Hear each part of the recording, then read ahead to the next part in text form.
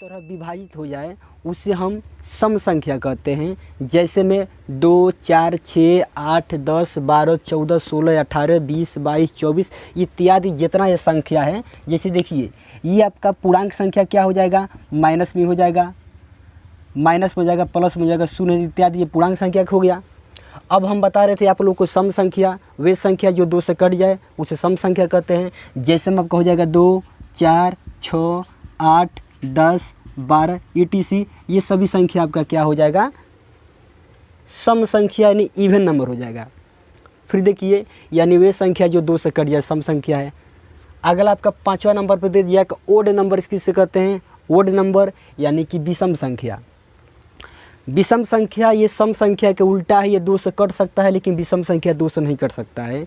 यानी इसका परिभाषा हो जाएगा कि वे संख्याएं जो 2 से पूर्णतः विभाजित न हो, यानी वे संख्या जो 2 से न कटे उसे हम विषम संख्या यानी ओड नंबर्स कहते हैं। जैसे यहाँ पर हो जाएगा आपका इसमें, क्योंकि 1 2 से नहीं कटेगा, 1 2 से नहीं कटेगा, आपका 3 भी 2 से नहीं कटेगा, 5 भी नहीं कटेगा, 7 भी नहीं कटेगा, 9 भी नहीं कटेगा, 11 भी नहीं कटेगा, 13 भी नहीं कटेगा, 15 भी नहीं कटेगा, 17 भी नहीं इत्यादि, ये सब संख्या आपका क्या है, विषम संख्या है यानी ओड नंबर्स। यानी वे संख्या जो 2 से न कटे, वे संख्या जो 2 से पूर्णतः विभाजित न हो, उस संख्या को हम विषम संख्या यानी कि ओड नंबर्स कहते हैं। ठीक, अगला आपका यहाँ पर दे दिया 6वां पे भाज्य संख्याएं किसे कहते हैं। तो एकदम सिंपल भाषा में समझिए कि भाज्य संख्या की परिभाषा यानी कंपोजिटिव नंबर का परिभाषा होता है कि वे संख्या जिसका 2 से अधिक गुणनखंड हो, वे संख्या जिसका 2 से अधिक गुणनखंड हो, उस संख्या को हम भाज्य संख्या कहते हैं। कम से कम 2 या 2 से अधिक गुणनखंड हो, उस संख्या को हम भाज्य संख्या कहते हैं। जैसे में आपका हो जाएगा यहाँ पर ये 5 6 हो जाएगा। 6 का गुणनखंड यदि हम करते हैं तो जो ये 6 वाला हमारा संख्या है, 6 हमारा 2 से भी कट जाएगा, 3 से भी कट जाएगा, 1 से भी कट जाएगा और 6 से भी कट जाएगा। ये 6 संख्या का 2 से अधिक गुणनखंड यानी कि 4 गुणनखंड है, इसलिए हमारा जो संख्या ये भाज्य संख्या है। एग्जाम्पल भाई एक और देख लीजिए, मान लीजिए कि 12 हो जाएगा, 12 आपका 3 से भी कट जाएगा, 4 से भी कट जाएगा, 6 से भी कट जाएगा और 12 से भी कट जाएगा। ठीक, तो एकदम सिंपल से इसका परिभाषा है भाज्य संख्या का। भाज्य संख्या का कंपोजिटिव नंबर का वे संख्या जिसका 2 से अधिक गुणनखंड हो, उस संख्या को हम भाज्य संख्या कहते हैं। जैसे में आपका 6 हो जाएगा, आपका 8 हो जाएगा, आपका 9 हो जाएगा। 9 का गुणनखंड करेंगे तो 9 आपका 3 से भी कट जाएगा, 9 3 से कट जाएगा, 9 से भी कट जाएगा और 1 से भी कट जाएगा। यानी 2 से अधिक है, यानी 3 गुणनखंड है, 2 से अधिक है। वे संख्या जिसका 2 से अधिक गुणनखंड हो उसे हम भाज्य संख्या यानी कंपोजिटिव नंबर कहते हैं। ठीक, सेम उसी तरह आपका दे दिया इसमें अभाज्य संख्या। अभाज्य संख्या यानी इसमें दे दिया है अभाज्य संख्या यानी प्राइम नंबर्स किसे कहते हैं, ये खुद के प्रधान है। ये संख्या देखिए, यदि हम कहेंगे, यदि चाहे आप कहेंगे कि वे संख्या जो स्वयं से या 1 से कटे उसे हम अभाज्य संख्या कहते हैं। नहीं तो ये भी कह सकते हैं कि वे संख्या जिसका कम से कम या ज़्यादा से ज़्यादा मात्र 2 ही गुणनखंड हो, उस संख्या को अभाज्य संख्या कहते हैं। यानी जिसका कम से कम या ज़्यादा से ज़्यादा मात्र 2 ही गुणनखंड हो, उस संख्या को हम अभाज्य संख्या कहते हैं। जैसे आपका हो जाएगा सबसे छोटी अभाज्य संख्या 2 हो जाएगा। ठीक, क्योंकि 2 से भी कट जाएगा और 1 से भी कट जाएगा।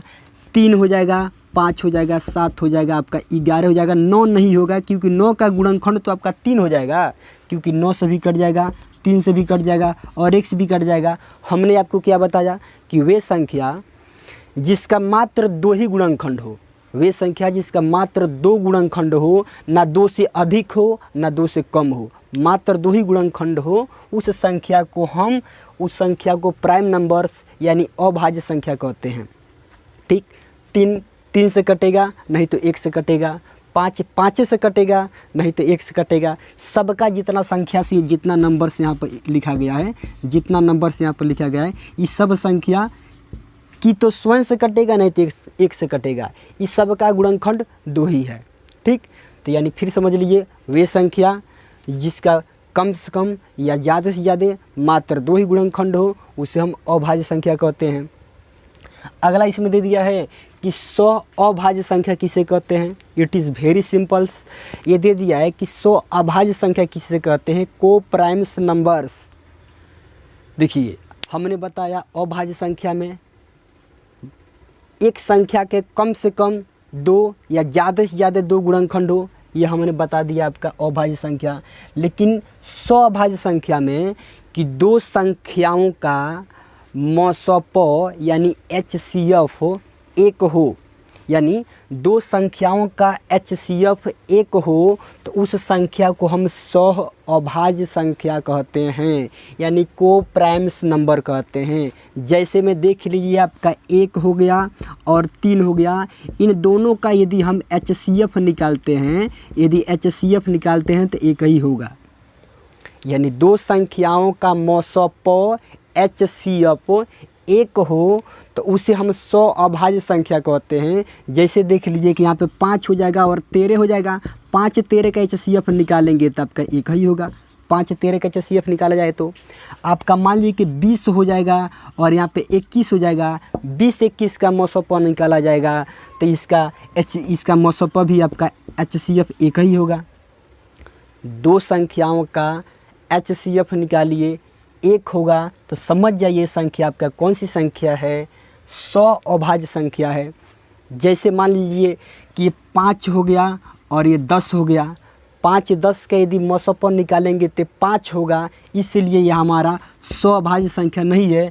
हमने बताया है कि 2 संख्याओं का मसप 1 आएगा तो वो संख्या आपका कौन सी संख्या है, 100 अभाज्य संख्या है।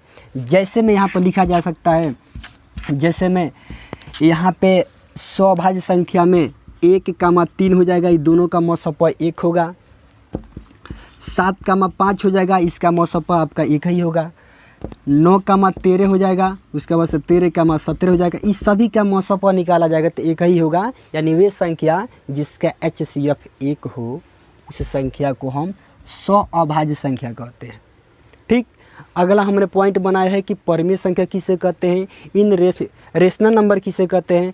तो ये मोस्ट इम्पोर्टेंट प्रश्न है, बहुत लोग आपसे कई बार पूछ सकते हैं कि परिमेय संख्या किसे कहते हैं, उसका परिभाषा बताइए।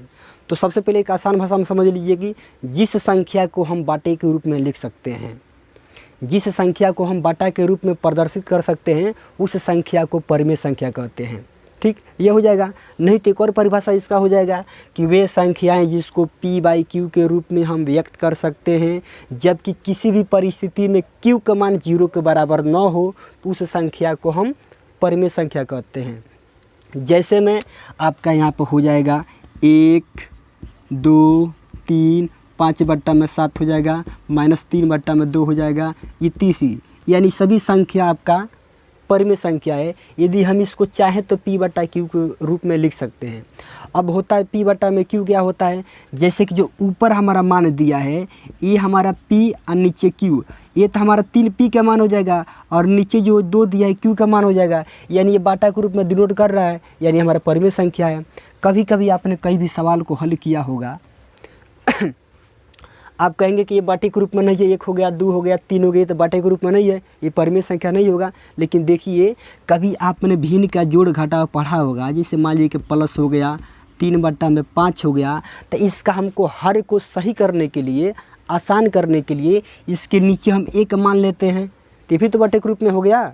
ये हो जाएगा P का मान, ये हो जाएगा Q का मान, तो ये परिमेय संख्या होगा। इसीलिए मान लीजिए कोई सवाल हम माइनस में करते हैं, माइनस में 7 बट्टा में ये इतना, माइनस में 7 माइनस में 5 बट्टा में आपका 7 देगा, तो इसको बट्टा में 1 मान लेते हैं परिमेय संख्या के रूप में बनाने के लिए।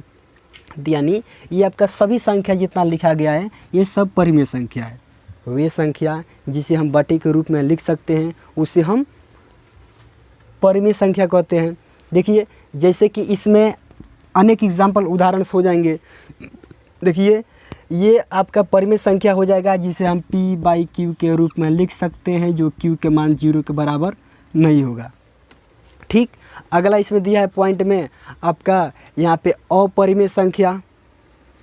अपरिमेय संख्या इसमें दे दिया है, यानी इन रेशनल नंबर्स। तो दोस्तों इस परिमेय संख्या में यानी सभी संख्या को हम बाटे के रूप में लिख सकते हैं, जबकि क्यू का मान किसी परिस्थिति में 0 के बराबर नहीं होगा।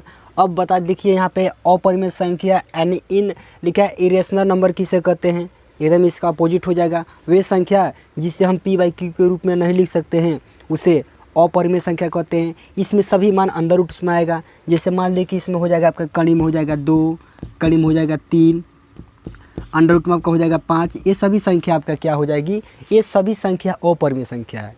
यानी वे संख्या जिसे हम p बटा क्यू के रूप में नहीं लिख सकते हैं उस संख्या को अपरिमेय संख्या कहते हैं। परिमेय संख्या की परिभाषा आप याद करेंगे, अपरिमेय संख्या की परिभाषा उसी तरह याद हो जाएगी।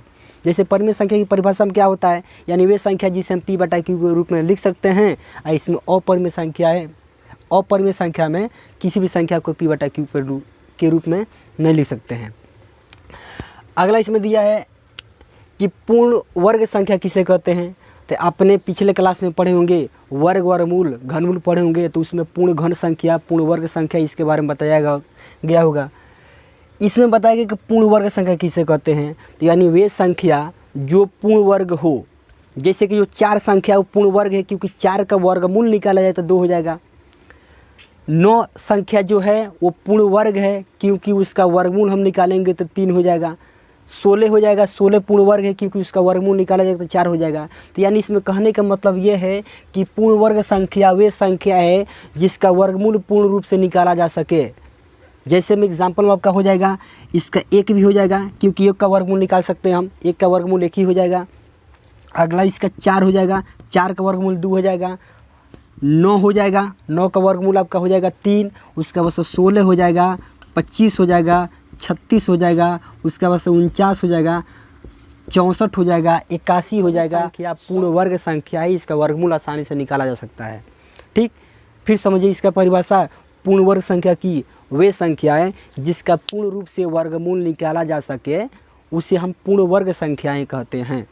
ठीक, सेम उसी तरह आपका आ जाएगा पूर्ण घन संख्या, वे संख्या जिसका पूर्ण रूप से घनमूल निकाला जा सके, घनमूल निकाला जा सके उस संख्या को पूर्ण घन संख्या कहते हैं। जैसे कि मान लीजिए कि आपका हो जाएगा 8, 8 के घनमूल निकाला जाएगा तो ये 2 हो जाएगा। 27 हो जाएगा, 27 के घनमूल निकाला जाएगा तो 3 हो जाएगा। 3 3 9, 9 3 27 हो जाएगा। इसी तरह 4 का निकालेंगे, 64 का वर्गमूल निकालेंगे, वर्गमूल करे घनमूल निकालेंगे तो आपका 4 हो जाएगा। 4 चौको 16, 16 चौको 64 हो जाएगा। 125 का इसी तरह बढ़ते जाएंगे। वे संख्या जिसका पूर्ण रूप से घनमूल निकाला जा सके उसे हम कहते हैं पूर्ण घन संख्या। ठीक, अभी तक न हमने जितना इसको बताया है संख्या पद्धति में, नंबर सिस्टम के बारे में, प्राकृतिक संख्या, पूर्ण संख्या, जितने प्रकार की संख्या है, एक क्लास 9th के पहला लेसन संख्या पद्धति में इसको बताने के बाद से उसको शुरू किया जाता है। अंत में इसका दिया है वास्तविक संख्या यानी रियल नंबर। तो दोस्तों जो वास्तविक संख्या हमने लास्ट में लिख दिया इसलिए कि अगले क्लास में, क्लास 10th में यानी 10वीं की कक्षा में ये पहला लेसन दिया गया है। चाहे आप NCERT पैटर्न से पढ़िए, डॉक्टर मनोहर से पढ़िए, तो उसमें पहला ही चैप्टर दिया है वास्तविक संख्याएँ यानी रियल नंबर्स। तो इसका परिभाषा बहुत ही आसान है, बहुत सिंपल है। यदि आप परिमेय संख्या और अपरिमेय संख्या जानते हैं तो वास्तविक संख्या की परिभाषा उसी तरह बन जाएगा। वास्तविक संख्या की परिभाषा हो जाएगा कि परिमेय संख्या और अपरिमेय संख्या इन दोनों को जोड़ने से, परिमेय संख्या और अपरिमेय संख्या इन दोनों को जोड़ने से जो संख्या बनती है उसे हम वास्तविक संख्या कहते हैं। ठीक, ये परिभाषा हो जाएगा। नहीं तो एक और परिभाषा बता सकते हैं आप कि परिमेय संख्या और अपरिमेय संख्याओं के मेल से जिस संख्या का निर्माण होता है उसे हम वास्तविक संख्या यानी रियल नंबर्स कहते हैं। जैसे कैसे बनता है कि आप कई बार देखिए यहाँ पर 2 परिमेय संख्या है, कड़ी में 3 अपरिमेय संख्या है, इन दोनों को मिलकर हमारे पूरा बन गया वास्तविक संख्या। ये आपका हो जाएगा 3 परिमेय संख्या है और कड़ी में 5 आपका अपरिमेय संख्या है। ये पूरा का मिलने से हमारा जो बनेगा संख्या वो क्या हो जाएगा, वास्तविक संख्या। कोई जरूर नहीं केवल ऐड करेंगे, माइनस भी कर सकते हैं। मान लिया आपका हो जाएगा 3 और -1 में 7 हो जाएगा, तो ये परिमेय संख्या, ये परिमेय संख्या दोनों एक साथ आ गया तो ये बन गया आपका वास्तविक संख्या। ठीक, तो दोस्तों अभी हमने इतने प्रकार के संख्या बताए हैं। फिर एक बार इसी संख्याओं को एकदम दोहराने के लिए बता दे रहा हूँ। देखिए जैसे कि प्राकृतिक संख्या की परिभाषा हमने बताया, 1 से लेकर अनंत तक सभी संख्या प्राकृतिक संख्या है। पूर्ण संख्या की परिभाषा बताया कि 0 से लेकर अनंत तक सभी संख्या पूर्ण संख्या है।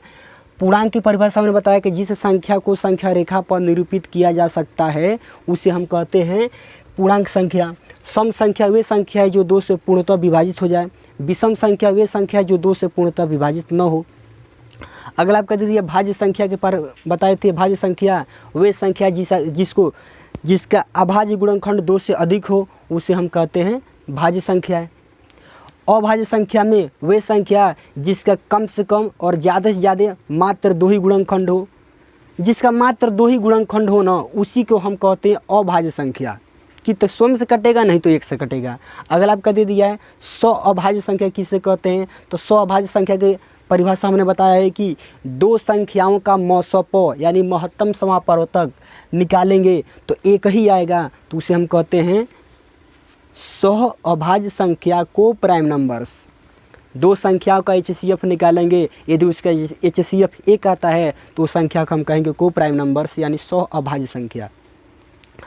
9वां हमने बताया कि परिमेय संख्या किसे कहते हैं, तो परिमेय संख्या जिस संख्या को हम बटे के रूप में लिख सकते हैं उसे परिमेय संख्या कहते हैं। उसका 10वां हो जाएगा परिमेय संख्या जिसे बटा के रूप में नहीं लिख सकते हैं, वो आपका अपरिमेय संख्या हो जाएगा। पूर्ण वर्ग संख्या जिसका पूर्ण रूप से वर्ग निकाला जा सके उसे पूर्ण वर्ग संख्या कहते हैं। पूर्ण घन संख्या जिसका पूर्ण रूप से घन न निकाला जा सके उसे पूर्ण घन संख्या कहते हैं।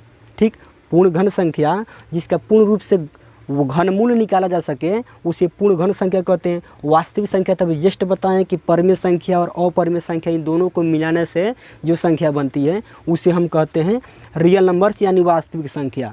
तो दोस्तों इस वीडियो में हमने केवल संख्या पद्धति यानी संख्याओं के बारे में अध्ययन किया।